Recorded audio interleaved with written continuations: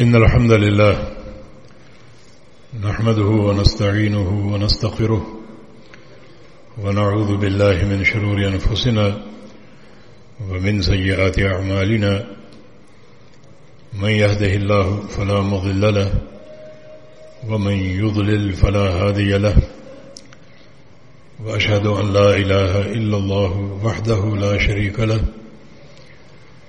وأشهد أن محمدا عبده ورسوله يا أيها الذين آمنوا اتقوا الله حق تقاته ولا تموتن إلا وأنتم مسلمون يا أيها الناس اتقوا ربكم الذي خلقكم من نفس واحدة وخلق منها زوجها وبث منهما رجالا كثيرا ونساء واتقوا الله الذي تساءلون به والأرحام إن الله كان عليكم رقيبا يا أيها الذين آمنوا اتقوا الله وقولوا قولا سديدا يصلح لكم أعمالكم ويغفر لكم ذنوبكم ومن يطع الله ورسوله فقد فاز فوزا عظيما أما بعد فإن أصدق الكلام كلام الله وأحسن الهدي هدي محمد صلى الله تعالى عليه وسلم وشر الأمور محدثاتها وكل محدثة بدعة وكل بدعة ضلالة وكل ضلالة في النار من يطع الله ورسوله فقد رشد واهتدى ومن يعص الله ورسوله فقد ضل وغوى اللهم صل على محمد وعلى آل محمد كما صليت على إبراهيم وعلى آل إبراهيم إنك حميد مجيد اللهم بارك على محمد وعلى آل محمد كما باركت على إبراهيم وعلى آل إبراهيم إنك حميد مجيد سبحانك لا علم لنا إلا ما علمتنا إنك أنت العليم الحكيم رب اشرح لي صدري ويسر لي أمري واحلل عقدة من لساني يفقه قولي لقد قال الله سبحانه وتعالى بعد أعوذ بالله من الشيطان الرجيم من همزه ونفخه ونفثه بسم الله الرحمن الرحيم يا أيها الذين آمنوا اذكروا الله ذكرا كثيرا وسبحوه بكرة وأصيلا هو الذي يصلي عليكم وملائكته ليخرجكم من الظلمات إلى النور وكان بالمؤمنين رحيما صحیح مسلم کی ایک حدیث ہے ام المومنین فرماتی ہیں کہ ایک رات رسول کریم صلی اللہ علیہ وسلم بہت روئے. اللہ رب العزت نے جبریل امین کو حکم دیا کہ میرا پیارا رسول رو رہا ہے, ان سے جا کر پوچھو. وانا اعلم, میں جانتا ہوں کہ وہ کیوں رو رہے ہیں, لیکن تم جا کر ان سے پوچھو کہ ما یبکیک, آپ کیوں روتے ہیں. تو جبریل امین نبی علیہ السلام کی خدمت میں حاضر ہوئے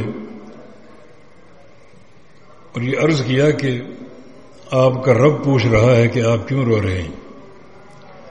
فرمایا کہ امتی امتی, میری امت میری امت. امت کا درد ہے جس بنا پر رو رہا ہوں. جبریل امین نے جا کر اللہ تعالیٰ کو خبر دی. اللہ تعالیٰ سب کچھ جانتا ہے. جبریل امین کو حکم دیا کہ جاؤ میرے رسول کو بتاؤ کہ انا سنرضیک فی امتک ولا نسوءک, کہ ہم آپ کی امت کے بارے میں آپ کو خوش کر دیں گے اور آپ کو کوئی پریشانی نہیں دیں گے, بلکہ آپ کی امت کے حوالے سے آپ کو خوش کر دیں گے. یہ فرمان برحق, اس کا کیا طریقہ ہے؟ اللہ تعالی کیسے خوش کرے گا؟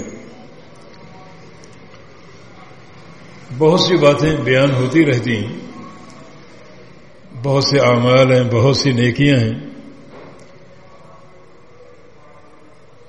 چھوٹے چھوٹے عمل کے بے تحاشا اجر ہیں، ثواب ہیں، ایک نیکی 10 گنا اور 700 گنا تک،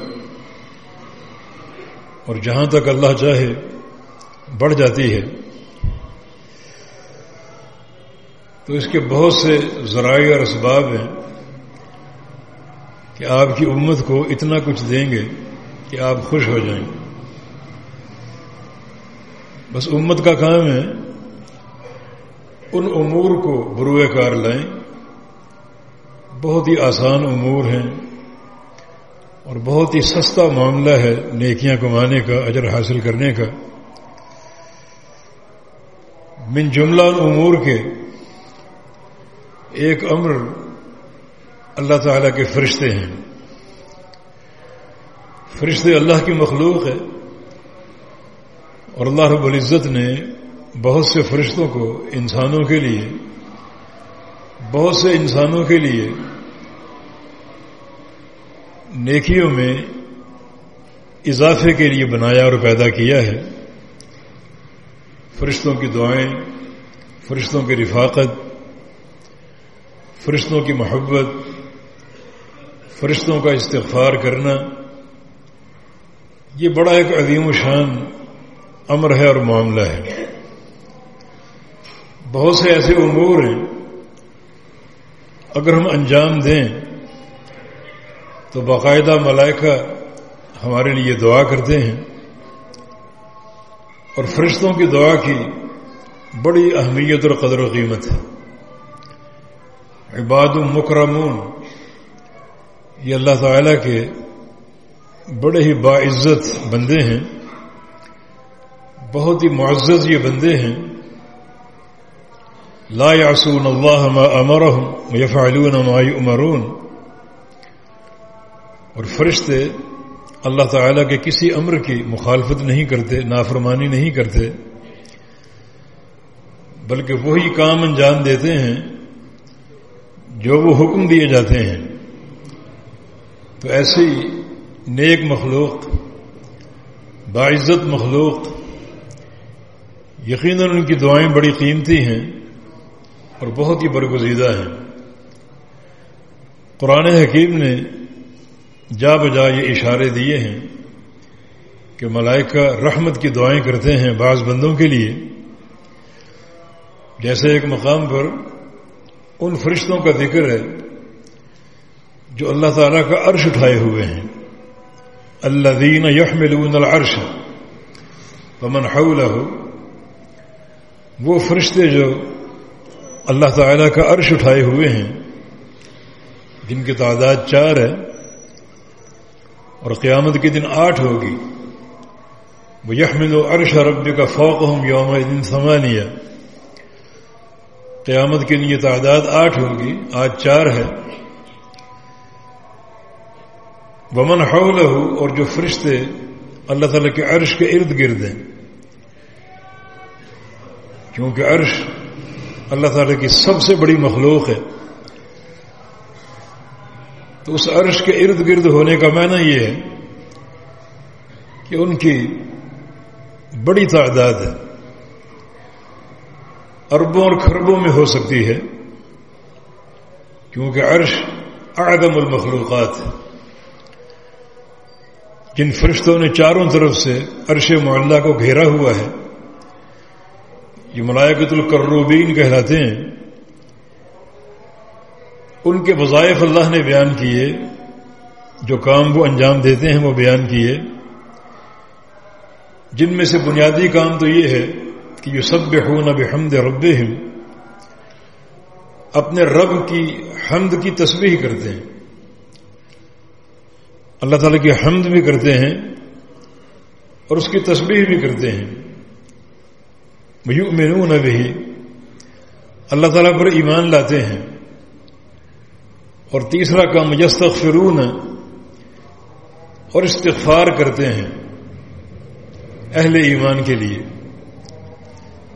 یہ ان کا بنیادی وظیفہ ہے، استغفار کرتے ہیں۔ لیکن کن بندوں کے لیے؟ وہ کہتے ہیں کہ ربنا وسعت كل شيء رحمة وعلما فاغفر للذین تابوا واتبعوا سبیلک۔ اے اللہ تو ہر شے پر حاوی ہے، وسیع ہے، باعتبار رحمت اور باعتبار علم۔ تیرا علم جہاں جہاں تک ہے، تیری رحمت بھی وہاں وہاں تک ہے۔ فاغفر للذین تابوا، تو یا اللہ ان بندوں کو بخش دے اور معاف کر دے جو توبہ کرتے رہتے ہیں۔ واتبعوا سبیلک، اور تیرے راستے کے پیروکار ہیں جو قرآن و حدیث سے عبارت ہے۔ تیرا راستہ تیری وحی سے عبارت ہے۔ فاستمسک بالذی اوحی الیک انک علی صراط مستقیم، جو آپ کی طرف وحی کی جا رہی ہے قرآن اور حدیث، اسی کو تھامے رہیں، بلا شبہ یہی صراط مستقیم ہے۔ تو یا اللہ یہ بخشش ان لوگوں کو عطا فرما دے جن کے یہ دو منہج ہیں۔ ایک منہج توبہ، کثرت سے استغفار کرتے ہیں، کوئی غفلت کا گرد و غبار محسوس کریں یا کوئی گناہ یا معصیت سرزد ہو جائے تو فوراً توبہ کرنے بیٹھ جاتے ہیں اور توبہ کو ملتوی نہیں کرتے۔ ان بندوں کو بخش دے، اور وہ بندے جو صرف تیری وحی پر چلنے والے اور وحی کی اتباع کرنے والے ہیں ان کو معاف کر دے۔ تو یہ آیات کریمہ ایک نص کی حیثیت رکھتے ہیں کہ ملائکہ باقاعدہ استغفار کرتے ہیں بعض بندوں کے لیے، جن بندوں کے منہج میں یہ دو چیزیں داخل اور شامل ہوں، ایک فوری اور کثرت سے توبہ کرتے رہنا، استغفار کرتے رہنا، اور دوسرا اس راستے کی پیروی کرنا جس راستے کو صراط مستقیم کہا گیا، جو اللہ تعالیٰ کی وحی سے عبارت ہے۔ اور وحی الہی دو نکات پر ہے، وَأَنزَلَ اللَّهُ عَلَيْكَ الْكِتَابَ وَالْحِكْمَةَ، اللہ نے آپ پر قرآن اتارا اور حدیث اتاری۔ تو ایسے بندوں کے لیے فرشتے استغفار کرتے ہیں، اور ان کی تعداد کم نہیں ہے، ان میں حاملین عرش بھی ہیں۔ اذن لی ان احدثکم عن ملک من الملائکۃ حملۃ العرش۔ یہ حاملین عرش کیا ہیں؟ نبی علیہ السلام کی حدیث ہے کہ مجھے آج اجازت دی گئی کہ حاملین عرش فرشتوں میں سے ایک فرشتے کا تعارف آپ کے سامنے پیش کروں۔ ما بین عاتقہ و شحمۃ اذنہ مسیرۃ 70 عاما، اس فرشتے کی کان کی لو سے لے کر کندھے تک 70 سال کی مسافت کا فاصلہ ہے۔ اتنی عظیم مخلوق جن کا کام حمد و ثنا کرنا، تسبیح و تحمید کرنا اور استغفار کی دعا کرنا، ان بندوں کے لیے جن کے منہج میں توبہ شامل ہو اور سیدھے راستے کی پیروی شامل ہو، براہ راست وہ قرآن اور حدیث سے اپنا عقیدہ، عمل، احکام لیتے ہوں، نہ ان کے سامنے کوئی قوم برادری کی بات ہو، نہ باپ دادا کی تقلید ہو، نہ کسی اور چھوٹے بڑے کی پیروی ہو، براہ راست قرآن و حدیث پر عمل کرنے والے ہوں، تو ان کے لیے یہ دعائیں جاری و ساری ہیں۔ عرش معلیٰ کے ارد گرد فرشتوں کی آوازیں گونجتی ہیں، یا اللہ فلاں بندے کو بخش دے، فلاں بندے کو معاف کر دے، اس منہج کی بنا پر۔ تو اللہ تعالیٰ نے کیسی بشارت دی ہے کہ اے میرے نبی ہم آپ کی امت کے بارے میں آپ کو خوش کر دیں گے. یہ خوشی کا ایک موقع ہے اور مقام ہے کہ اربوں اور کھربوں کی تعداد میں فرشتے نبی علیہ السلام کی امت کے ان افراد کے لیے دعا کرتے ہیں جن افراد کے منہج میں فوری توبہ ہو اور کثرت سے توبہ ہو اور بڑی شدت کے ساتھ اس راستے کی پیروی ہو جو راستہ وحی الہی کی ترجمانی کرتا ہے. ایک اور مقام پر یا ایھا الذین آمنوا اذکروا اللہ ذکرا کثیرا وسبحوہ بکرۃ واصیلا، اے ایمان والو کثرت سے اللہ کا ذکر کرو اور صبح و شام تسبیح و تحمید کرو، صبح بھی اور شام بھی. صبح یعنی تہجد کے وقت سے لے کر سورج کے طلوع ہونے تک، اور شام یعنی عصر کے بعد سے لے کر سورج کے غروب ہونے تک. اور سورج کے غروب ہونے تک اگر آپ اذکار نہیں کر سکے تو عشاء کی نماز سے پہلے پہلے. یہ دو بڑے قیمتی وقت ہیں اللہ تعالیٰ کے ذکر کے. یہ طرفی النہار، دن کے دو اطراف، ایک دن کا آغاز ہے اور ایک دن کا اختتام ہے. تو اس آغاز اور اختتام کو اللہ کے ذکر سے بھر دو، جس کے دیگر بہت سے فوائد کے ساتھ ساتھ ایک فائدہ یہ بھی کہ هو الذی یصلی علیکم وملائکتہ، کہ اللہ بھی تم پر رحمتیں اتارے گا اور اس کے سارے فرشتے تمہارے لیے استغفار کی رحمت کی دعائیں کریں گے. یہ دعائیں ان بندوں کو حاصل ہیں فرشتوں کی جو بندے کثرت سے اللہ کا ذکر کرتے ہیں، اور خاص طور پہ صبح و شام کے اذکار. صبح کا وقت دن کا آغاز ہے اور شام کا وقت دن کا اختتام ہے، اور اس آغاز و اختتام کو اللہ تعالیٰ کے ذکر سے لبریز کر دیتے ہیں تو فرشتے ان سے محبت کرتے ہیں، اور ان کی محبت کا اظہار دعاؤں کی شکل میں ہوتا ہے.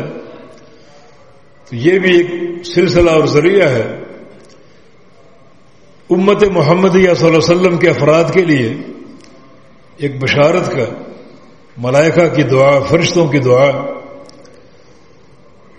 اور یہ مضمون جا بجا قرآن پاک میں موجود ہے. احادیث بھی بھری پڑی ہیں اس قسم کے مضمون سے. جیسے نبی علیہ السلام کی حدیث ہے کہ ان اللہ وملائکتہ یصلون علی المتصحرین، کہ اللہ تعالی ان بندوں پر رحمتیں اتارتا ہے جو سحری کرتے ہیں روزے کے لیے، اور فرشتے ان بندوں کے لیے دعائیں کرتے ہیں مغفرت کی اور رحمت کی. اب یہ ہماری غلطی اور کوتاہی ہے کہ ہم نے سحری کے معاملے کو رمضان تک محدود رکھا ہے، حالانکہ سارا سال یہ مواقع موجود ہیں سحری کرنے کے، نفلی روزے رکھنے کے. اللہ کے پیارے پیغمبر کی سنت سے بہت سے نفلی روزے ثابت ہیں، پیر کا روزہ، جمعرات کا روزہ، ایام 20 کے روزے. اور پیغمبر علیہ السلام کی ایک اور حدیث ہے افضل الصیام صیام داؤد، کہ سب سے افضل روزے جو ہیں داؤد علیہ السلام کے روزے ہیں. کان یصوم یوما یفطر یوما، وہ ایک دن روزہ رکھتے تھے اور ایک دن ناغہ کرتے تھے. تو اس طرح بہت سے مواقع موجود ہیں روزے کے، اور ہر روزے کے ساتھ سحری لازمی کرنی چاہیے. یہ یہود کی مخالفت ہے، نصارہ کی مخالفت ہے. اس مخالفت کا بھی اجر ہے، اور جب تک سحری کریں گے اللہ تعالیٰ رحمتیں اتارے گا اور فرشتے آپ کے لیے رحمت کی دعائیں کریں گے. تو کیوں نہ یہ معاملہ خوشی کا ہو، مسرت کا ہو کہ اے میرے پیارے نبی ہم آپ کو آپ کی امت کے بارے میں خوش کر دیں گے. تو یہ مواقع خوشی کے ہیں. ایک اور موقع اللہ کے پیغمبر نے بیان فرمایا، اور وہ ہے مساجد کے تعلق سے. مسجد کی صف اول فرمایا کہ ان اللہ وملائکتہ یصلون علی الصفوف الاول، اللہ اور اس کے فرشتے مساجد کی پہلی صف پر رحمت کرتے ہیں اللہ رحمتیں اتارتا ہے اور فرشتے رحمت کی دعائیں کرتے ہیں. اور ایک حدیث میں الصف المتقدم کے الفاظ کہ جو پہلی صف ہے اللہ تعالیٰ اس صف پر رحمتیں اتارتا ہے اور اس کے فرشتے ان بندوں کے لیے رحمت کی دعائیں کرتے ہیں. الصفوف الاول جو ہے پہلی صفیں جمع کا صیغہ، تو اس میں وہ لوگ شامل ہو سکتے ہیں جو کھڑے تو دوسری تیسری صف میں ہیں مگر وہ پہنچتے اسی وقت میں، پہلے وقت میں جس وقت میں سارے نمازی پہنچتے ہیں. ان کو پہلی صف میں جگہ نہیں مل پاتی مگر ان کی حرص ہوتی ہے، ان کا طمع ہوتا ہے کہ ہم بھی صف اول میں کھڑے ہوں. بڑی اس کی فضیلت ہے، رسول اللہ صلی اللہ علیہ وسلم کی حدیث ہے اگر پتہ چل جائے تمہیں صف اول کا کیا ثواب ہے تو ہر نماز کے وقت دو کام ہوں. ایک لڑائی کا، لوگ لڑیں جھگڑیں اور لڑ جھگڑ کر پہلی صف میں کھڑے ہونے کی کوشش کریں، اور دوسرا پھر ایک تصفیہ کا کہ چلو قرآن دادی کر لیتے ہیں. جس کا نام قرآن دادی میں نکلے وہ صف اول میں کھڑا ہوگا. تو ہر مسجد میں باقاعدہ ہر نماز کے وقت قرآن دادی ہو کہ پہلی صف میں کون کھڑا ہو. لیکن یہاں جو بڑی فضیلت کی بات ہے وہ ہے ملائکہ کا ایسے بندوں کے لیے رحمت کی دعائیں کرنا، استغفار کی دعائیں کرنا. مسجدی کے تعلق سے ایک اور معاملہ ہے جو فرشتوں کی دعا کا متقاضی ہے. نبی علیہ السلام کا ارشاد ہے کہ بندہ اگر مسجد میں ہو اور ما دامت الصلاۃ تحبسہ، اسے نماز روکے رکھے، مسجد میں بیٹھا ہے، ذکر و اذکار کر رہا ہے، قرآن پڑھ رہا ہے، جماعت کا انتظار کر رہا ہے، یہ معنی ہے نماز کے روکنے کے. اب مسجد میں آ چکا، نماز کے بغیر تو نہیں جا سکتا، تو اس کو روکنے والی چیز نماز ہے. ذکر و اذکار کر رہا ہے، بیٹھا ہے، ذکر و اذکار نہ بھی کر رہا ہو، صرف اس کا بیٹھنا نماز کے انتظار میں. فرمایا کہ جب تک وہ بیٹھا ہے نماز کا انتظار کر رہا ہے تب تک وہ نماز میں شمار ہوگا، نماز ہی میں شمار ہوگا. یہ بڑی فضیلت ہے کہ اللہ تعالیٰ ان گھڑیوں کو، ان ساعات کو گویا نماز میں تبدیل کر دے گا کہ وہ نماز ہی پڑھ رہا ہے، حالانکہ بیٹھا ہے، ذکر کر رہا ہے، یہ نہیں کر رہا، لیکن نماز کا انتظار ہے تو گویا وہ نماز ہی پڑھ رہا ہے. اس کا معنی یہ ہے کہ اگر بعض اوقات امام کے آنے میں دیر ہو جائے 2 منٹ 5 منٹ تو کچھ لوگ جلد باز قسم کے آسمان سر پہ اٹھا لیتے ہیں، شور مچاتے ہیں. حالانکہ یہ معاملہ مسنون بھی ہے اور آپ کے لیے اجر کا باعث بھی ہے. ان گھڑیوں کو آپ غنیمت کیوں نہیں سمجھتے؟ یہ 2-4 منٹ ہمیں اضافی مل گئے اپنے رب کے لیے نماز کے انتظار میں، اس کا اجر ملے گا، ثواب ملے گا. اللہ کے پیارے پیغمبر صلی اللہ علیہ وسلم بعض اوقات مسجد میں تشریف لاتے، دیکھتے کہ صحابہ کی تعداد کم ہے نمازیوں کی، تو آپ آنے والوں کا انتظار کرتے، اور اگر تعداد بھرپور ہوتی تو آپ نماز شروع کر دیتے.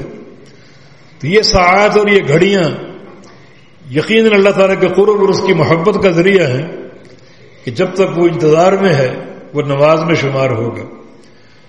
اور آگے یہ فرمایا ما دام فی مصلاہ، جب تک وہ نماز کے بعد اپنی نماز کی جگہ پر بیٹھا ہے، اللہ کا ذکر کر رہا ہے، تو ملائکہ اس کے لیے دعا کرتے ہیں. کیا کہتے ہیں؟ اللہم اغفر لہ، اللہم ارحمہ، یا اللہ اس کو بخش دے، یا اللہ اس پر رحم فرما.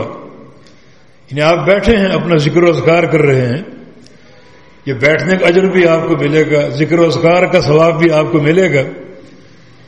آپ آدھا گھنٹہ بیٹھیں، 10 منٹ بیٹھیں، گھنٹہ بیٹھیں، لیکن جو سب سے بڑی نعمت ہے وہ یہ ہے کہ ملائکہ کی مسلسل یہ دعائیں آپ کو ملتی رہیں گی.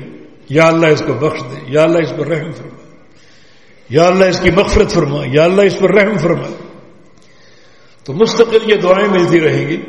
ہاں معلوم یحدث، جب تک بے وضو نہ ہو جائے. اگر وضو ختم ہو گیا تو ذکر و اذکار کا ثواب تو ملے گا، لیکن ملائکہ کی دعائیں ختم ہو جائیں گی. طہارت کے ساتھ جب تک بیٹھا ہے ذکر و اذکار کر رہا ہے اپنی نماز کی جگہ پر، تب تک یہ دعائیں اس کو پہنچتی رہیں گی اور حاصل ہوتی رہیں گی۔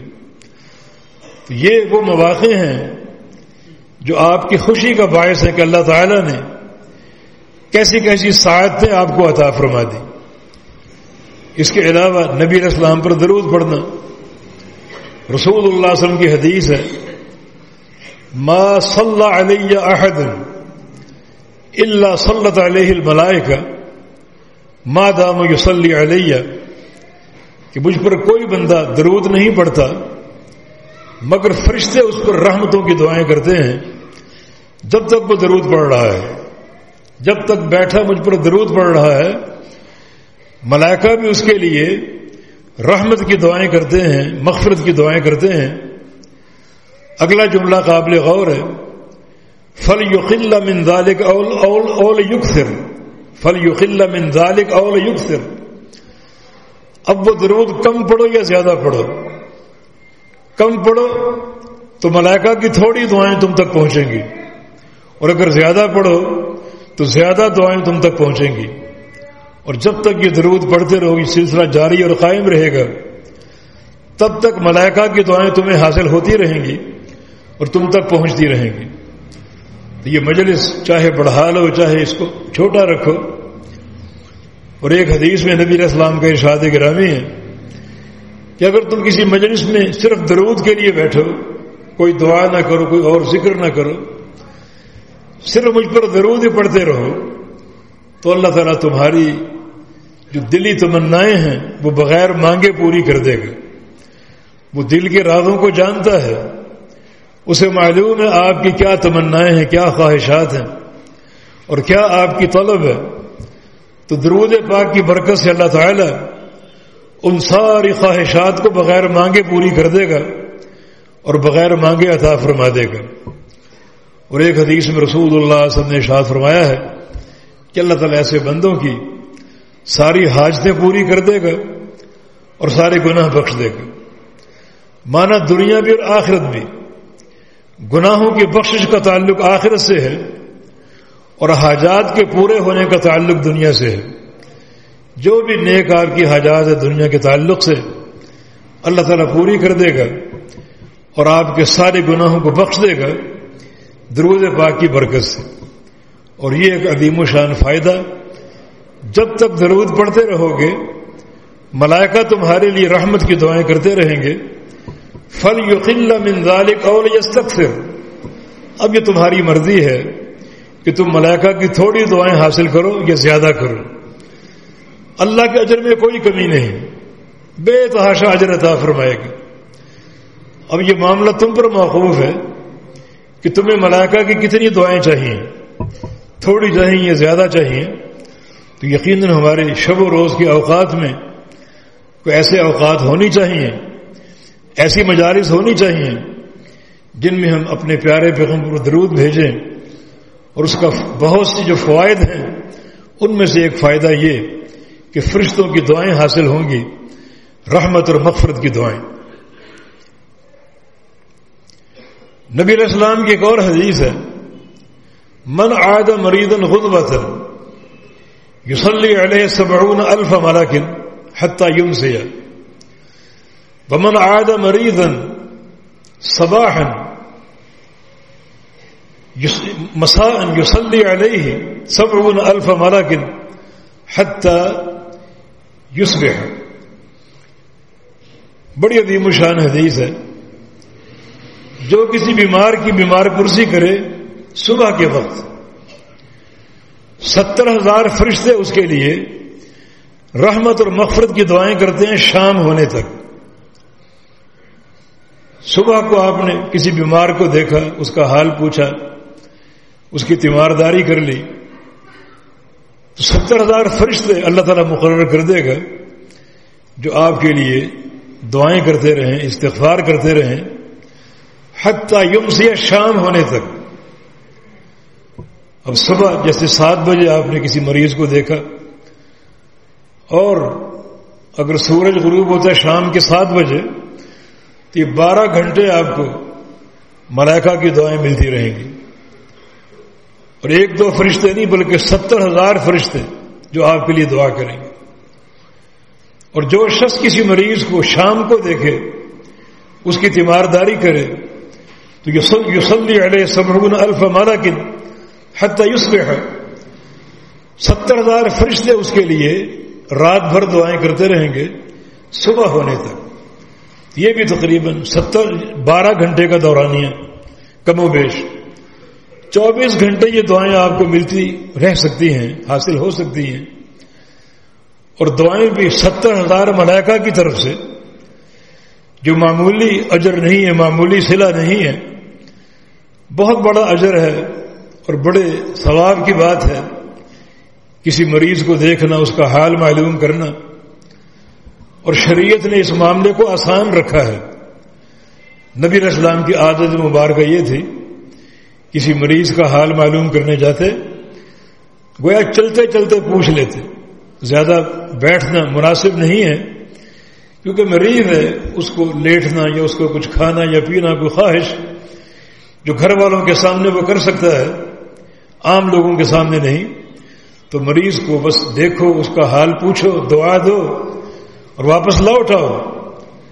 اتنا چھوٹا سا عمل ہے اور 70,000 ملائکہ آپ کے لیے اس عمل پر 12 گھنٹے دعا کریں گے رحمت اور بخشش کی. اور شام کو اگر یہ کام ہو جائے تو مزید 70,000 فرشتے صبح ہونے تک دعا کریں گے. تو اگر یہ دن میں 2 دفعہ مریض کی زیارت ہو جائے، اس کا حال آپ پوچھ لیں، تیمارداری کر لیں، تو 24 گھنٹے 70,000 ملائکہ کی دعائیں ہمیں حاصل ہوتی رہیں گی، جو کہ بہت بڑی بشارت اور خوشخبری ہے. ویسے بھی نبی علیہ السلام کی حدیث ہے کہ نادا مناد، جب کوئی شخص اپنے بھائی کی تیمارداری کے لیے جاتا ہے تو فرشتہ پکارتا ہے طبت وطاب ممشاک وتبوأت من الجنت منزلا، کہ تو عمدہ ہو جائے، اچھا ہو جائے اور تیرے قدم بابرکت ہو جائیں، تو یہ جنت میں ٹھکانہ مل جائے. کتنی قیمتی دعائیں ہیں. یہ بھی فرشتہ جو پکارتا ہے، جانے والے کے قدم گنتا ہے، ہر قدم کے لیے بابرکت ہونے کی دعا کرتا ہے کہ تو عمدہ ہو جائے، بہترین ہو جائے، خوبصورت ہو جائے، خوب سیرت ہو جائے اور صلہ کے اعتبار سے بھرپور ہو جائے اور تیرے قدم بھی بابرکت ہو جائیں اور جنت میں تجھے ٹھکانہ مل جائے. جب تک اپنے بھائی تک پہنچو گے نہیں تب تک یہ ملائکہ کی دعائیں ملتی رہیں گی. تو کیوں نہ پیارے پیغمبر کے لیے خوشی کے مواقع ہوں کہ اللہ تعالیٰ نے سعادتوں اور بشارتوں کے ڈھیر لگا دی، کہ باقاعدہ ملائکہ کو یہ ڈیوٹی تفویض کر دی کہ میرے بہت سے بندے جو بہت سے عمدہ کردار کے حاملین ہیں، ان کے لیے تم نے دعا کرنی، اور یقیناً وہ دعائیں قابل قبول ہوتی ہیں. ایک طالب علم ہے جس کے بے شمار فضائل ہیں. من سلک طریقا یلتمس فیہ علما سہل اللہ له طریقا الی الجنہ، جو شخص ایک راہ پر چلے طلب علم کے لیے، اللہ تعالیٰ اس کا جنت کا راستہ آسان فرما دیتا ہے. اور فرمایا کہ وَإِنَّ الْمَلَائِكَةَ لَتَضَعُ أَجْنِحَتَهَا لِطَالِبِ الْعِلْمِ رِضًا بِمَا صَنَعَ، اور اللہ کے فرشتے طالب علم پر اپنے پروں کا سایہ کرتے ہیں. اس کے 2 طرح ترجمے علماء نے کیے ہیں، قدموں تلے پروں کو بچھانا یا پروں کا سایہ کرنا. اور زیادہ جو ترجمہ مجھے پسند ہے وہ پروں کا سایہ کرنا. یہ سایہ بھی رحمت کا سایہ ہے، حفاظت کا سایہ ہے، اور اس میں فرشتوں کی تکریم بھی ہے. یعنی فرشتے اگر قدموں تلے اپنے پر بچھاتے ہیں تو یہ ایک طرح کی تحقیر ہوتی ہے، حقارت کی بات ہے. فرشتوں کی تعظیم بھی اسی میں ہے کہ پروں کا سایہ ہو، جو رحمت کی دلیل ہے، اور یہ سایہ محبت کی علامت ہے. اور ملائکہ کی محبت کی ایک ہی تفسیر اور ایک ہی تعبیر ہے، اور وہ ہے دعا کرنا. کہ ایسے بندوں کے لیے دعا کرتے ہیں جو طلبۃ العلم ہے، وہ اس بشارت کے مستحق ہے. ہر شخص طالب علم ہو سکتا ہے. یعنی طلبۃ العلم کا معنی یہ نہیں ہے کہ جو مدارس کے طلاب ہیں. اگر مدارس کے طلاب ہیں تو وہ تو بڑی ایک قابل فخر شے ہے. 8 سال ان کا نصاب ہوتا ہے تو مسلسل 8 سال کے دورانیے میں روزانہ ان کا نکلنا طلب علم کے لیے اور ان فضائل کو سمیٹنا بہت ہی بابرکت چیز ہے. لیکن بھائیوں، اگر کسی مقام پر درس ہو کسی عالم دین کا، اس کے لیے آپ جاتے ہیں تو آپ طالب علم ہیں. اس مجلس میں شریک ہوتے ہیں تو آپ طالب علم ہیں. علم لے کر لوٹتے ہیں تو آپ طالب علم ہیں. وہ فضیلت آپ کے لیے بھی ہے کہ ملائکہ اپنے پروں کا سایہ کرتے ہیں طالب علم کے لیے. وہ طالب علم بڑا طالب علم ہو جس کا طالب علم سال ہر سال تک محیط ہو، یا وہ ایک وقت کا طالب علم ہو. نبی علیہ السلام نے ایک مسئلہ پوچھنے والے کو بھی طالب علم کہا ہے. صفوان ابن عسال کی حدیث ہے، وہ پیارے پیغمبر سے ایک مسئلہ پوچھنے آئے تھے. سفر کرتے تھے بہت زیادہ، تو ان کو اشکال تھا موضوع پر بسا کرنے کے بارے میں کہ کیا حکم ہے. صرف یہ سوال کرنے اللہ کے پیغمبر کے پاس آئے اور کہا کہ جئتک اطلب العلم یا رسول اللہ صلی اللہ علیہ وسلم، میں آپ کے پاس آیا ہوں آپ کی خدمت میں تاکہ میں آپ سے علم طلب کروں، علم حاصل کروں. فرمایا کہ مرحبا بطالب العلم، طالب علم کو خوش آمدید، مرحبا ہے طالب علم کے لیے. اور پھر آپ نے ایک فضیلت بیان کی، جب طالب علم طلب علم کی راہ پر ہو تو فرشتے اس کے ساتھ ہوتے ہیں، اوپر تلے، ایک فرشتہ اوپر، دوسرا اوپر، تیسرا اوپر، چوتھا، حتیٰ کہ اوپر پہنچتے پہنچتے آسمان تک چلے جاتے ہیں. زمین سے لے کر آسمان تک فرشتوں کی قطاریں لگ جاتی ہیں ایک طالب علم کے لیے. یہ محبت کس چیز کی غماز ہے؟ یہ محبت کیا ظاہر کرتی ہے؟ ملائکہ کی محبت کا ایک ہی معنی ہوتا ہے، اور وہ ہے اس بندے کے لیے دعا کرنا، اس طالب علم کے لیے دعا کرنا. تو آپ نے صفوان ابن عسال کے بارے میں یہ فرمایا. ایک ہی سوال کرنے آیا تھا کہ یا رسول اللہ صلی اللہ علیہ وسلم موضوع پر مسح کرنے کا کیا حکم ہے؟ فرمایا کہ للمسافر 3 ایام ولیالہن وللمقیم یوم ولیلہ. اگر مقیم بندہ ہے تو 1 دن اور 1 رات مسح کر سکتا ہے، اور اگر مسافر ہے تو 3 دن 3 راتیں. یہ اس کا سوال تھا، یہ اس کا جواب تھا. اور پیارے پیغمبر نے کیا شان بیان کی اس کی، اور کس طرح اوپر تلے ملائکہ کا ہونا اور اس سے اظہار محبت کرنا آپ نے ذکر فرمایا. تو یقیناً یہ معاملہ امت کے لیے آسانی کا معاملہ، برکتوں کا ذریعہ، رحمت اور مغفرتوں کے حصول کا ذریعہ، اور یقیناً یہ پیارے پیغمبر صلی اللہ علیہ وسلم کے لیے خوشخبری، ایک عظیم الشان خوشخبری کہ انا سنرضیک فی امتک بلا نسوک. اے میرے پیارے حبیب، آپ رو رہے ہیں امت کے درد میں، ہم آپ کو خوش کر دیں گے. یہ خوشی کے مواقع ہیں، یہ خوشی کے مقامات ہیں. نبی علیہ السلام کی ایک اور حدیث ہے، من بات طاہر اللہ فراشہ، جو بندہ بستر پر آئے باوضو ہو کر بستر پر آئے، باوضو ہو کر لیٹے، اس کے بعد وضو کر ٹوٹ بھی جاتا ہے تو کوئی پرواہ نہیں، لیکن باوضو ہو کر بستر پر آ گیا، سونے کے اذکار کر رہا ہے، سونے کی دعائیں پڑھ رہا ہے، تو الا بات فی شعارہ ملک، تو اللہ تعالیٰ اس کے کپڑے کے نیچے ایک فرشتے کو بھیج دیتا ہے. شعار کا معنی اندر کا کپڑا جو پہنا ہوا ہے، ایک فرشتے کو مقرر کر دیتا ہے. کل من قلب یصلی علیہ، اور جب بھی یہ رات کو کروٹ بدلتا ہے تو فرشتہ اس کے لیے دعا کرتا ہے، اللہم اغفر لعبدک فإنہ بات طاہرا. جامع ترمذی کی حدیث ہے کہ یا اللہ اس بندے کو بخش دے، یہ باوضو ہو کر لیٹا تھا، باوضو اپنے بستر پر آیا تھا. تو یہ بھی ایک علت ہے ملائکہ کے دعا کے لیے کہ آپ باوضو ہو کر آئیں، چھوٹا سا عمل ہے، بستر پر لیٹیں تو فرشتہ آپ کے ساتھ رات گزار رہا ہے، جو آپ کا محافظ بھی ہوگا اللہ کی توفیق سے، اور آپ کے لیے دعائیں کرے گا کہ یا اللہ اس کو بخش دے. یہ باوضو ہو کر آیا تھا. ایک اور حدیث میں رسول اللہ صلی اللہ علیہ وسلم کا فرمان ہے، ان اللہ ملائکتہ واہل السماوات والارضین حتی النملۃ وحتی الحوت. اللہ تعالیٰ اور اس کے فرشتے اور ساری آسمانوں کی مخلوق اور ساری زمینوں کی مخلوق، آسمانوں کی مخلوق میں فرشتے بھی آ گئے اور ایک زمین نہیں، 7 زمینوں کی مخلوق یصلون یستغفرون علی معلم الناس الخیر، اس بندے کے لیے دعائیں کرتے ہیں جو بندے لوگوں کو خیر کی تعلیم دیتے ہیں. جو بھی بندے لوگوں کو خیر کی تعلیم دیتے ہیں، اس کا مخاطب صرف علماء نہیں ہے، مدرسین نہیں ہے. ہر بندہ معلم خیر ہو سکتا ہے. اپنے اہل خانہ کو جمع کر کے آپ کو نصیحت کر دیں، کوئی حدیث سنا دیں تو آپ بھی معلم خیر ہیں. اور یہ فضیلت بڑی عظیم الشان ہے.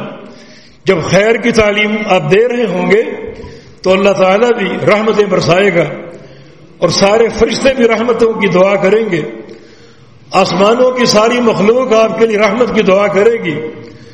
ساری زمینوں کی ساری مخلوقات آپ کے لیے دعا کریں گی. جو لوگوں کے لیے تعلیم خیر کا کام کرتا ہے، براہ راست بیٹھ کے کر دیا، ٹیلی فون پر کوئی نیک بات بتا دی، انٹرنیٹ کے ذریعے کوئی نیکی کا پیغام بھیج دیا، کوئی بھی معاملہ ہو. آج کل تو بے شمار مسائل موجود ہیں تعلیم خیر کے، اور یہ معلم الناس جو ہوتا ہے اس شرف کا مستحق ہے. ظاہر ہے کہ علماء اور مدرسین اس کام میں سب سے آگے اور پیش رو ہیں، جو ہر وقت 24 گھنٹے جن کا وظیفہ تعلیم کا ہوتا ہے، تدریس کا ہوتا ہے، علم پہنچانے کا ہوتا ہے. یہ اس معاملے میں سرخیل کی حیثیت رکھتے ہیں، مگر ہر بندہ اپنی حدود کے بقدر معلم خیر ہو سکتا ہے اور خیر کی تعلیم دینے والا ہو سکتا ہے. تو ان احادیث کو جمع کریں. کوئی شخص ایسا نہیں بچتا جو ملائکہ کی دعا کا مستحق نہ ہو، اور یہ ایک عظیم شرف کی بات ہے. ملائکہ عباد مکرمون ہیں، اللہ تعالیٰ کی عزت یافتہ بندے، اور ملائکہ اللہ کے فرما بردار مخلوق ہیں، فرما بردار بندے ہیں. ان کی دعائیں کیسے رد ہو سکتی ہیں؟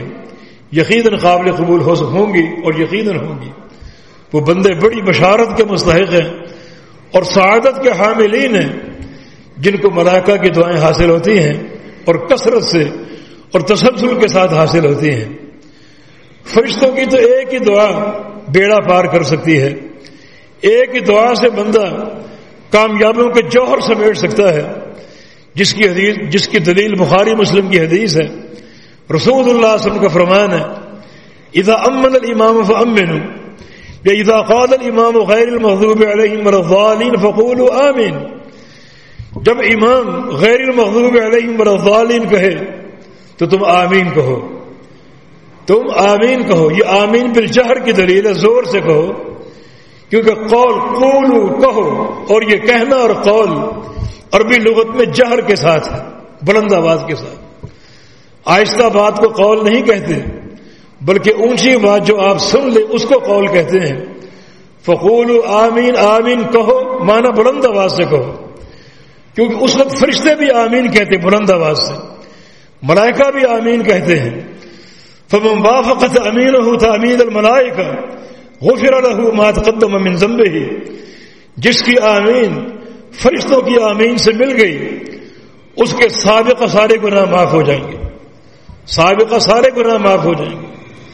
اب یہ آمین کا معنی کیا ہے؟ آمین بھی ایک دعا ہے جو فرشتے کر رہے ہیں. آمین کا معنی اللہم استجب، یا اللہ قبول کر لے.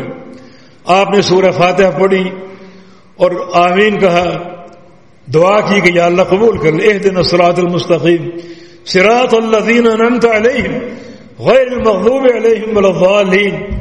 بڑی عظیم الشان دعا ہے. شیخ الاسلام فرماتے ہیں اس سے کوئی قیمتی دعا اگر ہوتی تو اللہ تعالیٰ وہ دعا سورہ فاتحہ میں رکھتا، مگر سورہ فاتحہ جو مثانی ہے، 7 من المثانی، جو دن رات میں بار بار دہرائی جاتی ہے، 20 بار پڑھی جاتی ہے، اس صورت میں اللہ تعالیٰ نے یہی دعا رکھی، صراط مستقیم کی ہدایت کی دعا. کہ صراط مستقیم دنیا میں بھی ہے، قیامت کے دن بھی ہے، جنت کا سیدھا راستہ. بڑی عظیم الشان دعا ہے جس پر آپ آمین کہتے ہیں. تو آمین کا معنی اللہم استجب، یا اللہ ہماری یہ دعا قبول کر لے. زمین پر آپ نے آمین کہا، آسمان پہ فرشتوں نے آمین کہا کہ یا اللہ یہ بندے جو دعائیں کر رہے ہیں ان کو قبول فرما لے. من وافقت امینہ تامین الملائکہ غفر له ما تقدم من ذنبہ، جس شخص کی آمین فرشتوں کی آمین سے مل گئی تو اس کے سابقہ سارے گناہ معاف ہو جائیں گے. یہ ایک ہی بار کا آمین کہنا ہے، یعنی ایک ہی موقع پر ایک ہی بار. اگر یہ تامین آپ کو حاصل ہو جائے وقت کی موافقت کے ساتھ تو یقیناً سارے پچھلے گناہ معاف ہو جائیں گے. تو فرشتے کی ایک ہی موقع کی دعا سارے گناہوں کی بخشش کا ذریعہ بن سکتے ہیں. تو اگر مسلسل یہ دعا ہو، 24 گھنٹے یہ دعائیں ہوں، کیا ان کی عظمت ہوگی اور کیا ان دعاؤں کی شان ہوگی. رسول اللہ صلی اللہ علیہ وسلم کی ایک اور حدیث ہے، من دعا لأخیہ فی بظہر الغیب، جو اپنے بھائی کے لیے دعا کرے غائبانہ، بھائی آپ کا کسی دوسرے مقام پر ہے، آپ اس کے لیے دعا کرتے ہیں، صحت کی دعا، رزق کی دعا، بخشش کی دعا، رحمت کی دعا، فرشتے ہر دعا پر کہتے ہیں آمین وَلَكَ بِمِثْلٍ، یا اللہ قبول فرما لے، اور اللہ کے بندے تجھے بھی ایسا ہی حاصل ہو. جو اپنے بھائی کے لیے مانگ رہا ہے، طلب کر رہا ہے، اللہ یہ سب کچھ تیری جھولی میں بھی ڈال دے. تو فرشتے اس غائبانہ دعا پر آمین بھی کہتے ہیں، اور جو کچھ آپ اپنے بھائی کے لیے طلب کر رہے ہیں وہی کچھ آپ کے لیے طلب کرتے ہیں. اپنے بھائیوں کے لیے غائبانہ چن چن کر دعائیں کریں. ملائکہ بھی اس پر آمین کہیں گے، اور ملائکہ آپ کے لیے ان دعاؤں کی قبولیت کی سفارش کریں گے. وَلَكَ بِمِثْلٍ، کہ جو اپنے بھائی کے لیے مانگ رہا ہے اللہ بھی تجھے بھی عطا فرما دے. تو کیوں نہ ان سارے مواقع کو ہم امت محمدیہ کے لیے آسانی کے مواقع قرار دیں. جو اللہ پاک نے فرمایا تھا کہ اِنَّا سَنُرْضِيكَ فِي أُمَّتِكَ، اے میرے پیارے حبیب، آپ رات کی تنہائیوں میں امت کے درد میں رو رہے ہیں، ہم آپ کو خوش کر دیں گے امت کے بارے میں. یہ بھی خوشی کے مواقع ہیں کہ اللہ تعالیٰ نے اپنے پیارے ملائکہ کو، ہزاروں لاکھوں کروڑوں اربوں خربوں ملائکہ کو اللہ تعالیٰ نے اپنے بندوں کے لیے، امت محمدیہ کے افراد کے لیے دعاؤں کے لیے چن لیا. ان کی ڈیوٹی ہی دعا کرتے رہنا، صبح شام دعا کرنا، رات دن دعائیں کرنا. بڑی تاثیر ہے ان دعاؤں کی، بڑی عظمت ہے ان دعاؤں کی. تو جب بھی آپ ان مواقع سے فائدہ اٹھائیں تو آپ کی نیت میں ملائکہ کی دعائیں بھی ہوں، فرشتوں کی رفاقت بھی ہو، تو یقیناً یہ عظمت کی بات ہوگی. مضمون ابھی جاری ہے. اللہ پاک ہمیں اعمال صالح کی توفیق عطا فرما دے. اللہ تعالیٰ یہ شرف جو امت محمدیہ کے لیے عطا ہوا، اللہ ہمیں بھی اس میں داخل فرما لے، ہمیں بھی اس میں شامل فرما لے. ملائکہ کی محبت عطا فرما دے، فرشتوں کی رفاقت عطا فرما دے، ان کی دعائیں ہمارے حق میں قبول فرما لے، اور جو دعاؤں کی قبولیت کے مواقع ہیں اللہ پاک ہمیں عطا فرما دے. اقول قولی ھذا واستغفر اللہ لی ولکم واخر دعوانا ان الحمد للہ رب العالمین.